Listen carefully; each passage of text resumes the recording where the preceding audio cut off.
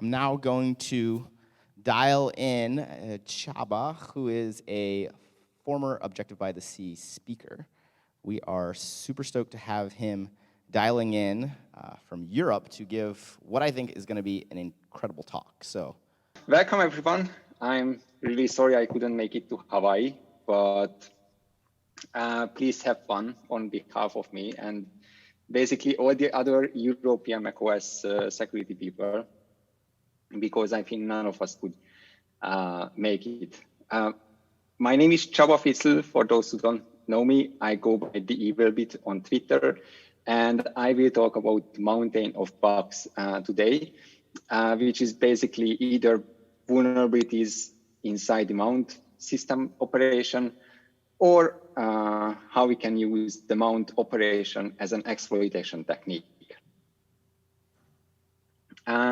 Few words about myself. I'm working right now at Offensive Security as a content developer, and I'm the author of the new macOS control bypasses training, which is all about macOS exploitation pen testing. I used to be a red and blue teamer before at a large organization. I do macOS bug hunting as a hobby. I'm married, have 2 kids, and I really like hiking and trail running recently. And before we jump into the talk, I have another off-topic slide. Although I'm not in Hawaii, I'm also not at home. It happened that both Wojciech Regula, who is another macOS researcher from Poland, and me were invited to Croatia to give our talk about TCC. And actually, this is the first time we met in person. And although we already gave 2 talks together before, we never actually met in person. So it was fun, and we also met another macOS researcher here in Croatia. And if we talk about mountains, I took a really great trip today with 50 to 100 feet elevation. So I'm a bit tired, but it was fun. So let's jump into the agenda. First, I will talk about the mandatory access control framework. I think there is always a good cause to talk about this framework. Then I will talk about very briefly about the mount system call and how it ties, how the Mac framework is integrated into it. Then talk about the disk arbitration service. And then I will jump into a lot of vulnerabilities. First, I will cover a little bit of history. So first 2 CVs from 2017. The first was made by Patrick Puddle, and the other was presented in Pwn2Own or used in Pwn2Own. And then a few other vulnerabilities that I found. These are related to TCC bypasses, and also some privilege escalation on Fortinet, and finally some other tricks and new bugs in the pipeline, because this is not the whole list. So the mandatory access control framework. It has its origin in Trusted BSD. This is from where OS X took it. It's a framework implemented in the kernel, and it extends the kernel with the so-called policy modules. So what happens? The kernel has plenty of system calls, and there are lots of hooks in these system calls, which all call out to the Mac framework. And the Mac framework will basically iterate over all of the policy modules. So if those modules supports those hooks, that will be called. And these policy modules can permit or reject a specific system call or a specific action. This is really powerful. As of today, there are over 200 hooks in the kernel. And Apple uses it extensively, like all the sandbox, Apple mobile file integrity, endpoint security is all really based on the Mac framework. And the the policy modules can also call out to user mode daemons if they want. So like the MFD or the TCCD process are typical user mode processes which are being used by these kernel modules. So again, it's really powerful, and it was part of the KDK, the kernel development kit, till OS 10.12, but it was never officially supported by Apple. So they really didn't want people writing their own Mac policy modules. So they eventually removed the header from the KDK. We can still find the header in the XNO sources. So if we really want, we can create our Mac policy modules, although I bet Apple will not really like it. Although, again, they use it really extensively. So again, MFI, sandbox, endpoint security gatekeeper is all based on this framework. So how it happens inside the source code, how this call out happens. So I took this snapshot mount system call because we will talk about it later anyway. So this is the system call stub, and there is a function called Mac mount check snapshot mount. So usually all these Mac functions starts with Mac underline and then the name of the hook. So if we go into this function, the Mac mount check snapshot mount, there are a couple of checks, and eventually it calls the Mac check macro, forwarding all the arguments along with the name of the hook it's interested. In this case, it's the mount check snapshot mount hook. So as I said, the Mac check is a macro. What it does, it will basically iterate over all of the policy modules, check if the given policy module supports that given hook. And if yes, the hook will be called. It will call all of the hooks, like all of the policy modules, and aggregate the results. And the Mac check is actually the way it works. It will take the most restrictive decision. So if any of the policy modules denies the action, the overall action will be rejected, and the system call will fail, basically. So let's see how the mount system calls works. macOS uses the virtual file system switch framework or system. VFS has its origin from Solaris, and these days it's really used in most or possibly any Unix-based system like Linux, FreeBSD, Unix, whatever. Basically what VFS does, it makes a file system abstraction. So we can universally access any files folder and use the file system, and the VFS will use the actual driver responsible for the given file system. So regardless if we use APFS, HFS, or whatever, this is all transparent through the VFS. And because the interaction with the VFS happens through system calls, there are basically Mac policy callouts at possibly all points. So if you want to read a file, there will be a hook, a Mac hook, and it will be called. The sandbox will hook most of these system calls on VFS.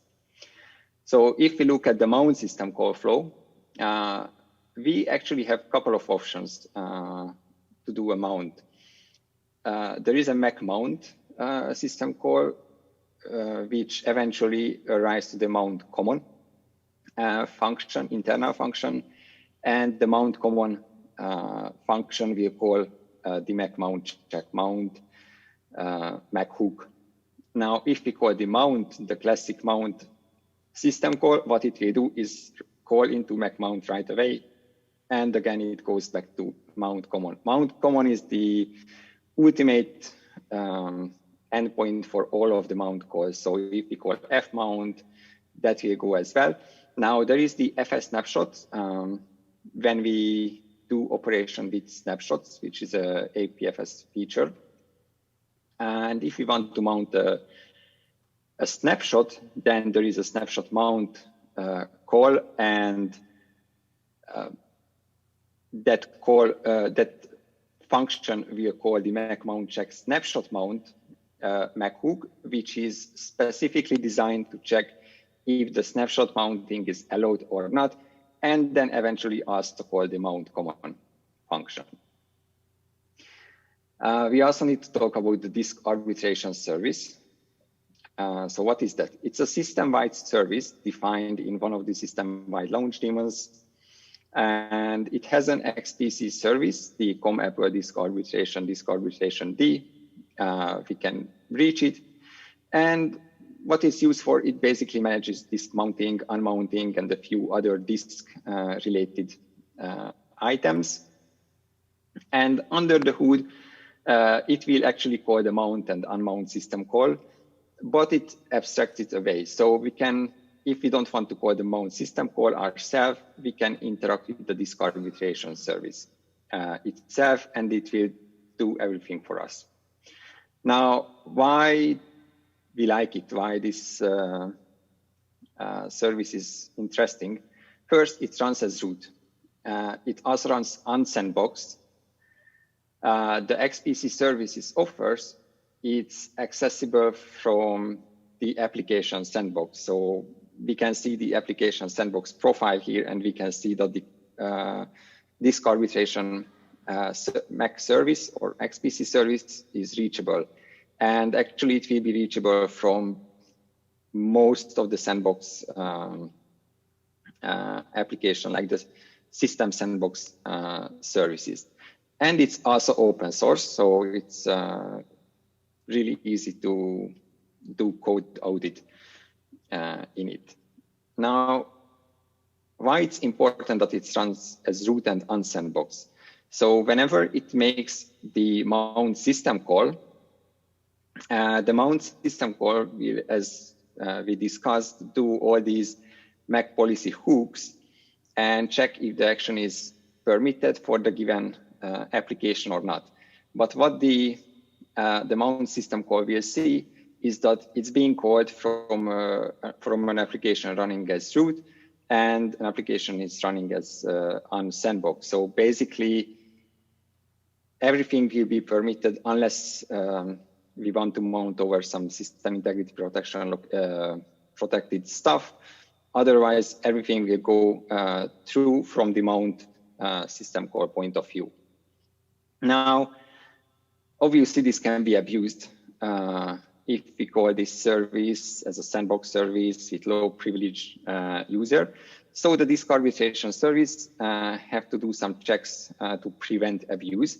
So it will do a sandbox check call and check with the sandbox if the mount operation is permitted for that given application or not.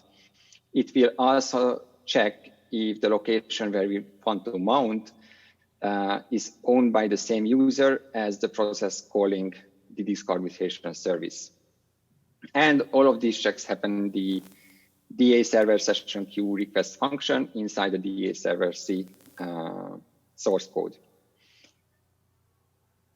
Now, we will come back to this disk arbitration service later. So the first CV is from Patrick. It's the sniffing authorization references on macOS. He wrote a really detailed and really great blog post about the whole discovery and exploitation. So that could probably take a whole presentation just to go over that. So I will just cover the basics here. Some background for this CVE. Authorization, as is, can be passed between two processes on macOS through the authorization external form. And the security out trampoline function, it's an old function. It can execute privileged action. I believe this is also deprecated these days, but maybe not sure.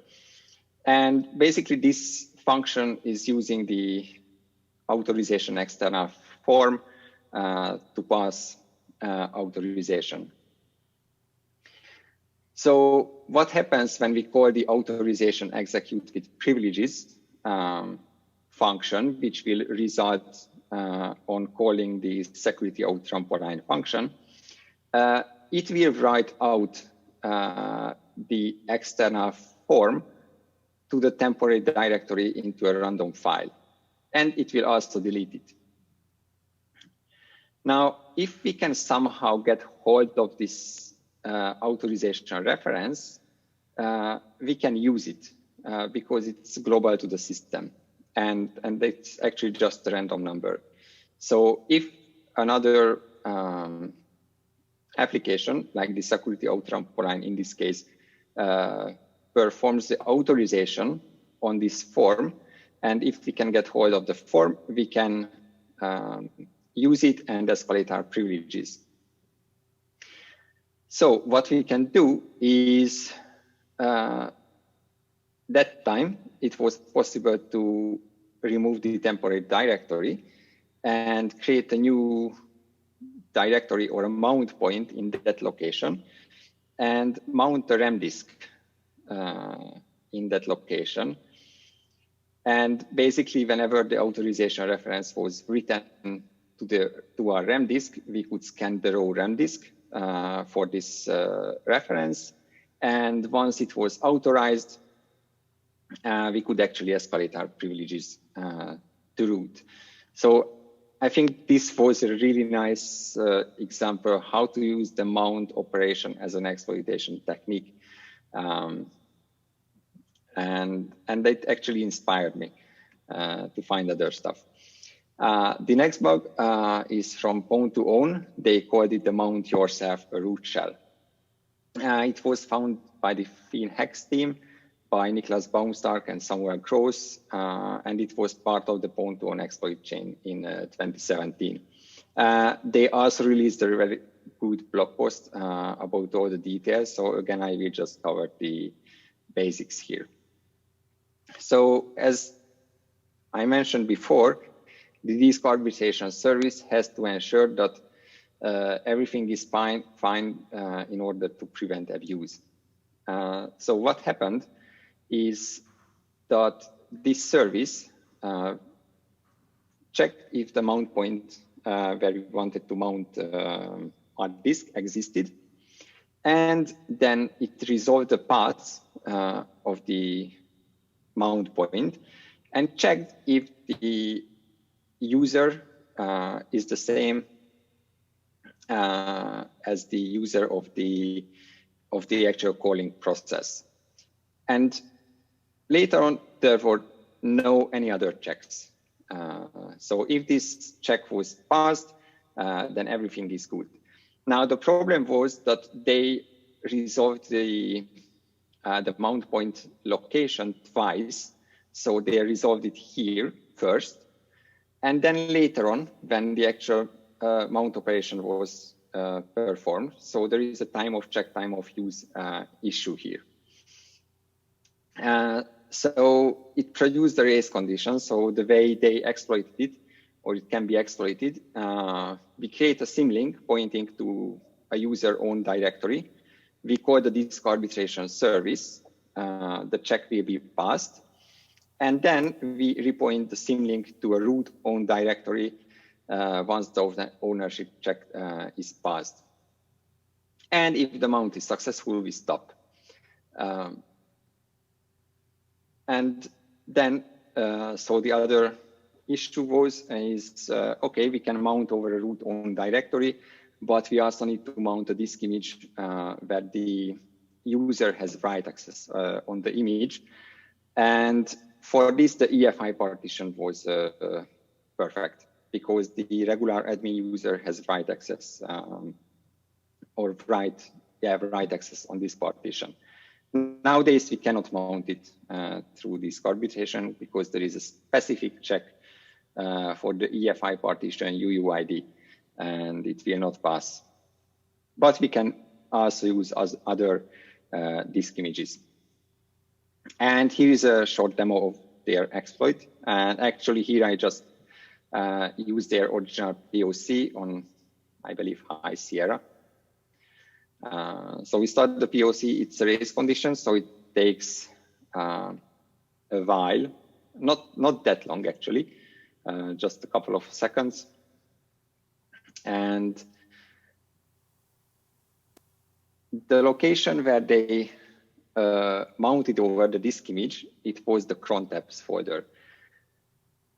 And they created a new cron job as root, and that way they could escalate their privileges to root. Next one is from 2020, and it's a TCC bypass involving snapshot mounting, and this was found by myself.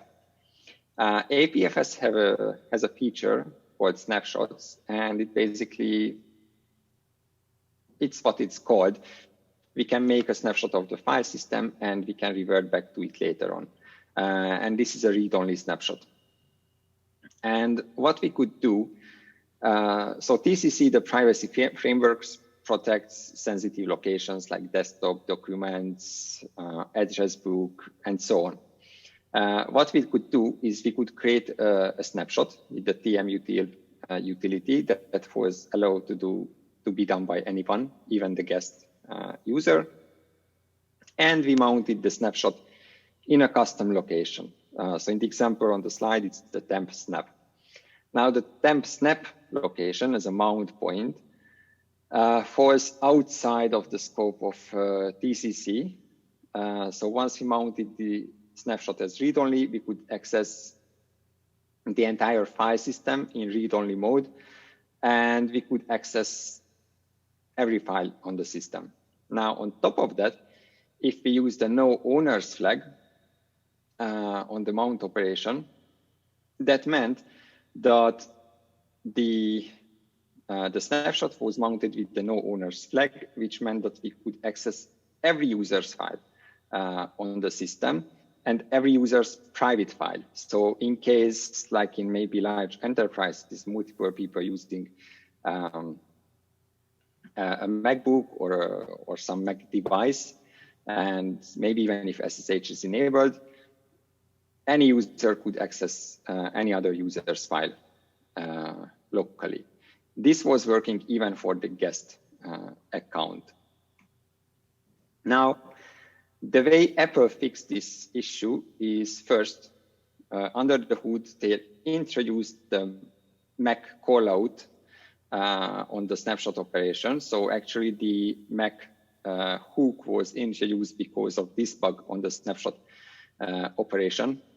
And they tied the snapshot mount operation to the full disk access right, which is a problem because this right is normally, so privacy TCC rights are given to applications and not users. So let's say one of the users uses terminal and gives terminal full disk access. And if the other user logs in, now he can start terminal and he can mount the snapshot and access the other user's file on the system. And this is still the case today. And Apple said it's fine. The next one from this year, it's the TCC bypass again, with involving the mount, some tricks. TCC, the privacy framework, all the access or most of the access is controlled through a database file.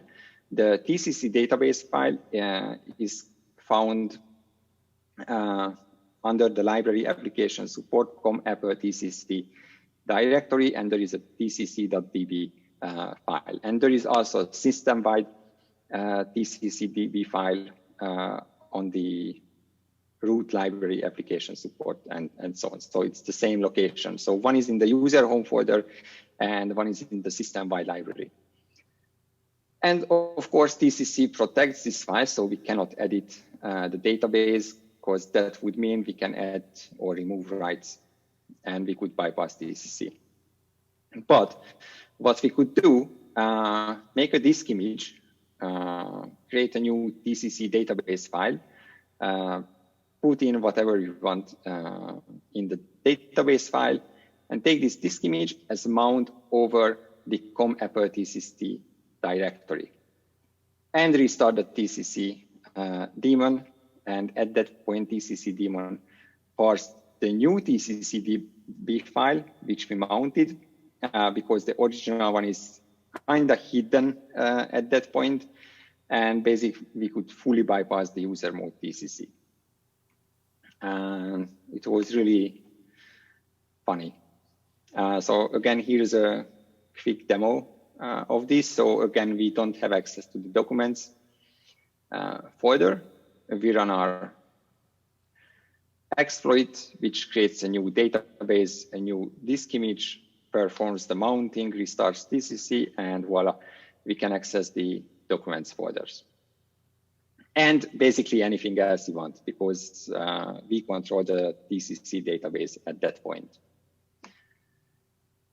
The next one is again a TCC bypass through the app translocation service. And honestly, this is probably one of my favorites. So the app translocation service, it was introduced as a security feature to address one of the vulnerabilities reported by Patrick. So you can blame him for this feature. And what it does technically, when we download an application and we don't move the application into the application's directory, where it normally would be, but run it directly from the downloaded folder, it will make a null FS mount. So it's not a copy, but it looks like a copy, but it's not. It's like an identity mount. So it maps the application into the temporary directory app translocation /d/d, and then the application name, and we run it from there. The app translocation service is open source as part of the security framework, and it's inside the libsecurity translocate library. Now, the binary that is responsible for the translocation is the USR libaccess LSD binary. If we check the entitlements of this binary, we can notice two things. One is that it has the KTCC service system policy all files TCC entitlement, which effectively means full disk access. And it also has a null FS allow entitlement, which allows it to perform a null FS mount on macOS.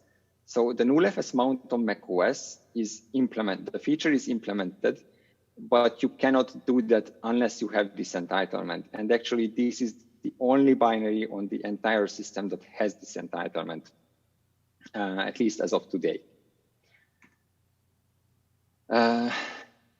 Okay, so what it does, it kind of copies or maps file to another location. And we arrived to the same idea what we had in the snapshot mounting. Because we want to map these privacy sensitive directories to another location. Now the translocate service will only translocate something if the quarantine attribute is on the directory. So what we do, we add the quarantine attribute to library, because why not? And then call the translocation XPC service and say that, hey, we want to translocate the library directory. And it will map it to the temdir app translocation DD library location as read-only, but that's fine. And we can then access everything through that path. And because the XPC client for the translocation service is also open source, it was super easy to create an exploit for this.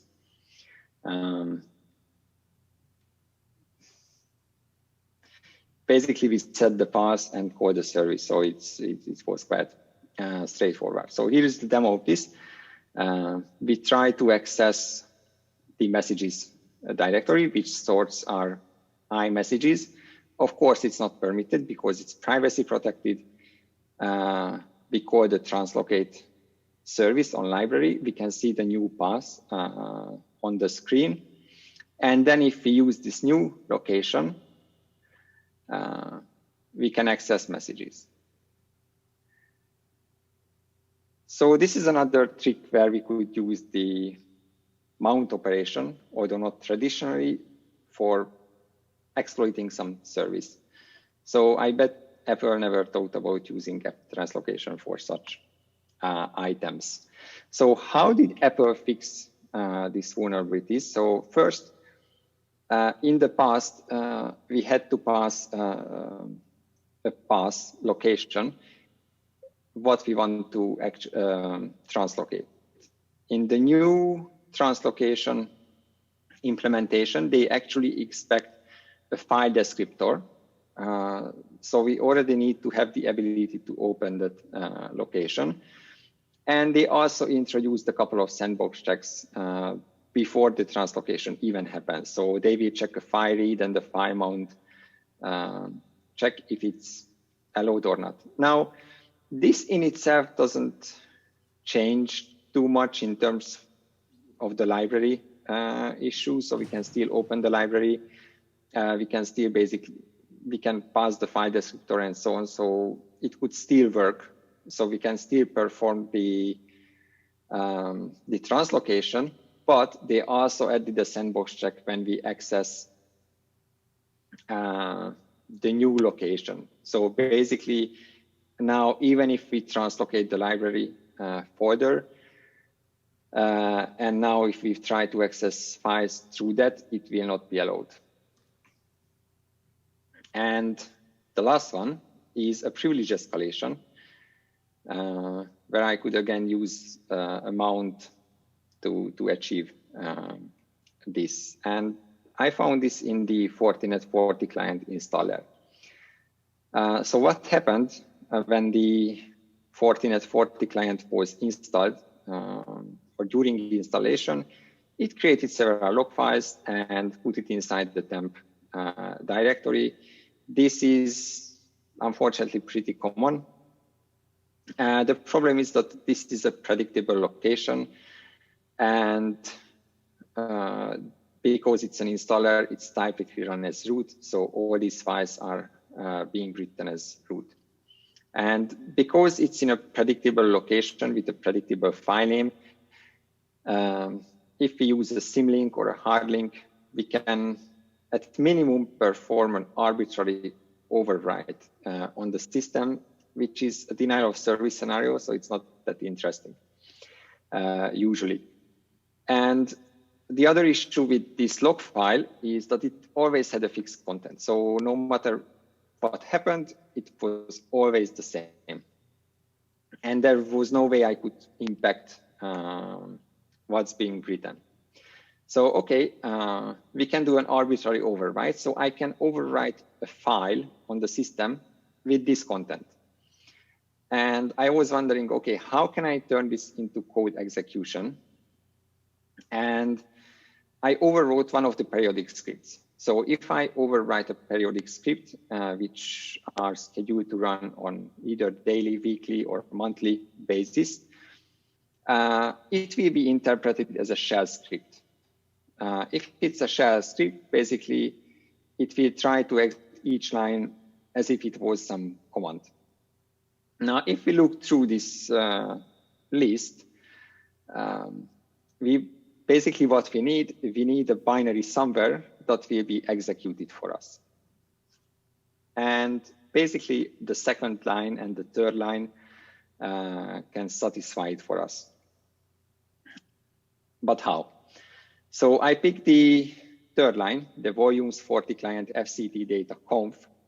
And what we can do, we can create a disk image, call it 40 client. If we mount it, any low privilege user can do that. So if you call open DMG, it will be mounted over volumes and the name of the volume, in this case, 40 client. So I can create the volumes 40 client path. And if I add the fct data /conf inside my disk image, then I have a path that is satisfied in this log file. And it will be run as root. So here's a demo of what happens. So we start with creating a symbolic link for this log file. we run the installer.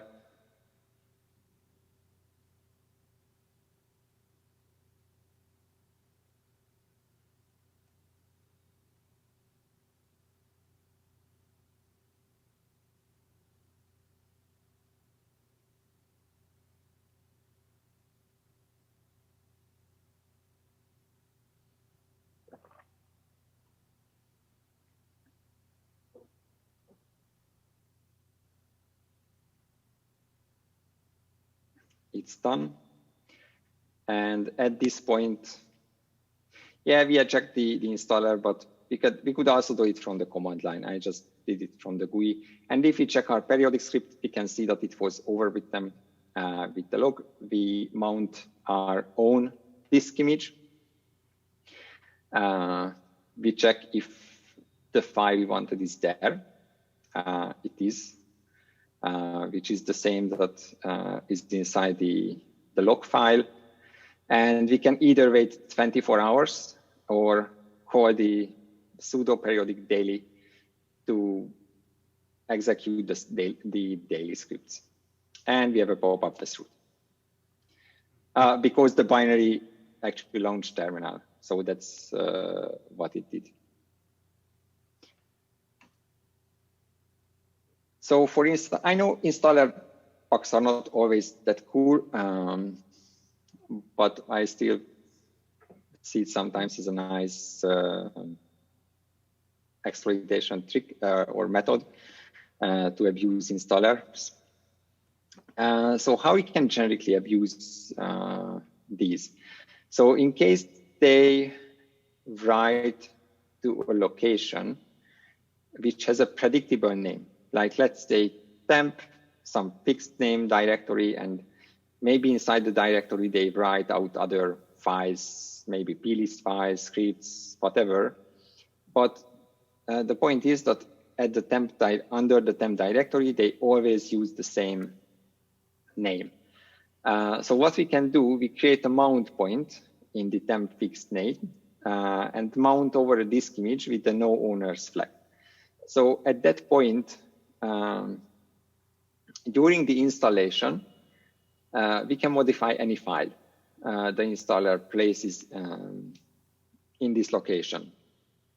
And even if the installer tries to delete the temp fixed name directory, it cannot do that if there is a disk mounted on the mount point. So that operation will not be successful, and thus we even can overcome race condition scenarios where we would need to recreate this directory.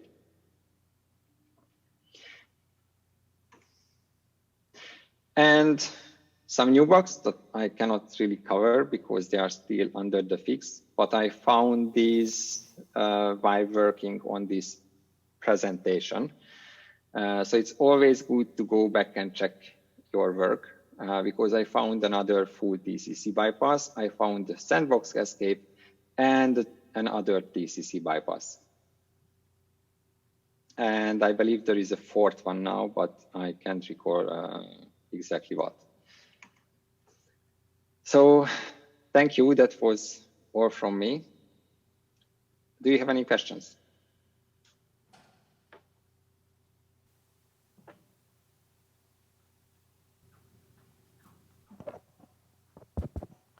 Awesome. That was amazing. I have a few questions.